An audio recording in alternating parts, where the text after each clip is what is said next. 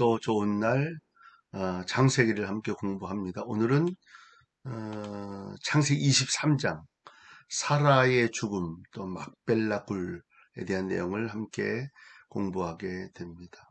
창세기 23장 사라가 죽은 곳은 어디인가? 가나안 땅 헤브론 기랏 아르바. 이 기랏 아르바는 아르바의 성읍이라는 뜻으로 헤브론에 붙여진 이름입니다. 그러니까 헤브론이라는 이름도 또 기르 아르바라고 하는 이름도 같은 명칭입니다. 여기서 특별히 가나안 땅이라는 말을 부과하고 있는 까닭은 사라가 블레셋 땅에서 죽지 않고 약속의 땅 가나안에서 죽었음을 강조합니다. 블레셋 땅이 아니라 약속의 땅 가나안에서 죽었다는 것을 강조합니다. 이 사라의 죽음과 매장에 관한 내용을 자세히 언급하고 있는 까닭은 죽음의 필요성, 누구나 다 죽는 거죠. 죽음의 의미, 죄의 삭신 죽음은 누구에게나 임한다는 사실을 나타내기 위함이다. 빨리 가는 거, 또 늦게 가는 거 차이점, 누구에게나 죽음은 있다. 그 죽음이 헛되지 않아야죠. 아브라함은 사라의 매장지를 누구로부터 구입하였는가? 헷사람으로부터 구입을 했습니다. 헷 족속은 가나안의 아들인 헷의 후손입니다.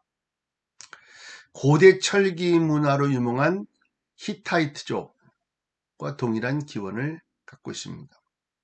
이 가운데서 본장에 언급되고 있는 헷 족속은 본래의 거주지를 떠나 고대 근동 각지로 퍼져나간 헷 족속의 일파의 한 무리입니다. 그런데 특히 헤브론 근처에 거주했던 헷 족속은 훗날 셈족과 함께 동화되었다.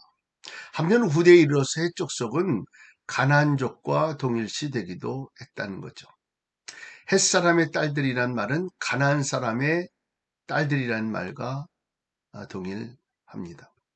이 헷 족속은 BC 1400년경 그 두각을 나타내기 시작해서 여호수아 시대에는 대제국으로 성장합니다. 그러나 이내 쇠퇴하고 맙니다. 성경을 살펴보면 헷 족속은 구약 전반에 걸쳐 이스라엘 민족과 많은 관계를 갖고 있는 것을 확인할 수 있습니다. 아브라함이 매장지를 구입할 때 헷 족속에게 무슨 말을 했는가? 나는 당신들 중에 나그네요 우고한 자라. 이렇게 말합니다. 물론 이 말은 헷 사람들 눈에 비친 아브라함 자신의 모습을 묘사한 말이기도 하지만 이에는 영적인 의미가 있는데요. 아브라함 자신의 기업은 이 세상에 속한 것이 아니라 하늘에 속한 것이다 라고 하는 나그네라고 하는 표현. 이 땅은 내가 영원히 살 수 있는 것이 아니죠. 나그네에 불과 이 70년, 80년, 또 짧게는 더 짧은 생애를 살아가는 것이 인생이다. 그러나 우리의 본향은 하늘이다. 아브라함이 사라의 묘지를 헷 족속으로부터 매입한 사건이 지니고 있는 의미는 뭔가? 사라의 매장지가 된 막벨라 굴은 후에 여러 족장들, 아브라함, 이삭, 야곱의 묘실이 되었고요. 리브가와 레아도 이곳에 묻히게 됩니다. 족장들과 그들의 아내들이 함께 묻혔다는 것은 하나님의 언약을 계승하는 그들이 비록 나그네 생활하다 죽었지만 하나님의 약속을 기다리며 참았다는 것을 후세 사람들에게 보여주는 것이다. 특히 라헬을 대신하여 레아가 이곳에 묻힌 것은 레아를 통한 후손, 그러니까 유다가 레아의 자식이죠. 이 유다의 후손으로 인하여 메시아가 이 땅에 오는 것을 의미하기 위함이다.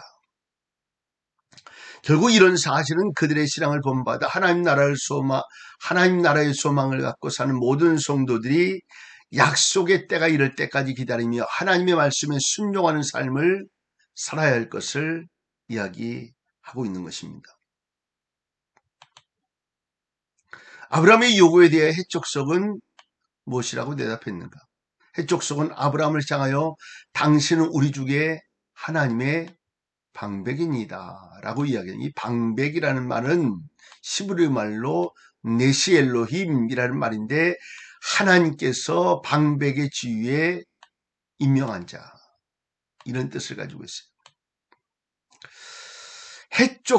해족속들도 아브라함이 하나님을 믿으며 그분께 순종함으로 말미암아 영적인 물질적인 축복을 받았다는 사실을 알고 있었다.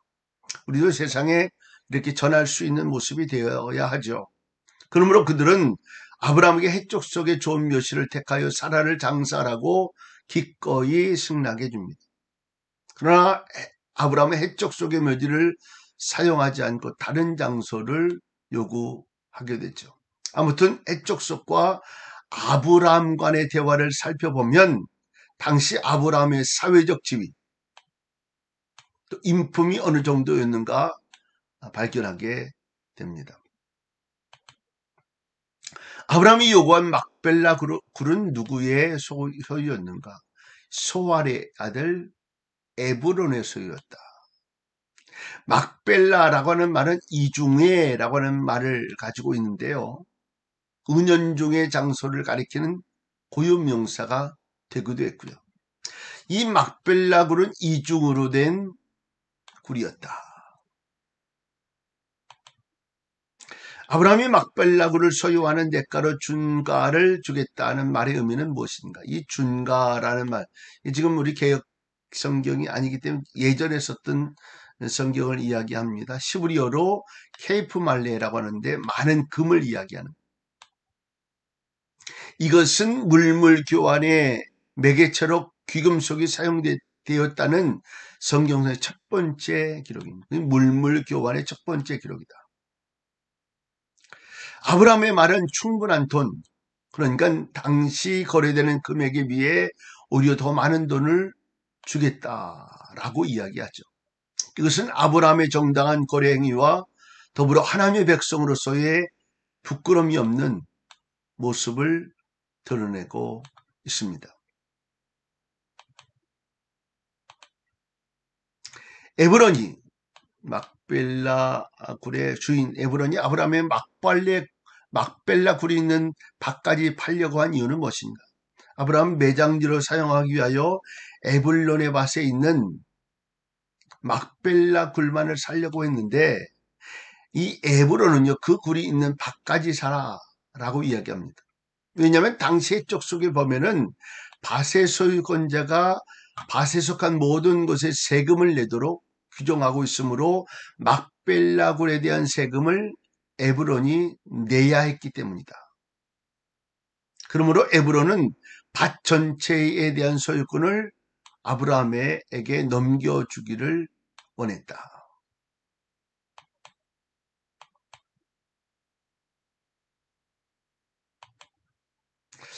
아브라함이 막벨라 굴이 있는 밭을 그냥 주겠다는 에브론의 제안을 거절한 까닭은 무엇인가? 정의를 실현하기 위한 것이다. 아브라함은 은과 금과 가축이 심히 많은 부자였다. 또한 사회적 명성도 있는 사람이었다. 그러므로 그런 남의 재산을 값없이 소유하기를 원치 않았다는 것. 이런 아브라함의 행동은 조심성이 있는 처사였습니다. 이와 같이 성도들도 자신의 삶 중에서 예수 그리스도 안에서의 예와 아니오를 분명히 해야 합니다. 특히 불신자들과의 관계에서는요, 더 조심해야 하는 행동입니다. 자, 햇사람 에브론에게 밭을 사는 아브라함의 태도에서 배울 수 있는 점은 무엇인가? 겸손하고 예의 바른 신앙 인격의 모습이다. 아브라함은 하나님을 믿는 훌륭한 덕성을 갖춘 사람으로 이미 명성이 나 있었지만 타인과의 관계에 있어서 자기가 할 수 있는 최대의 예의를 다했다 하는 것.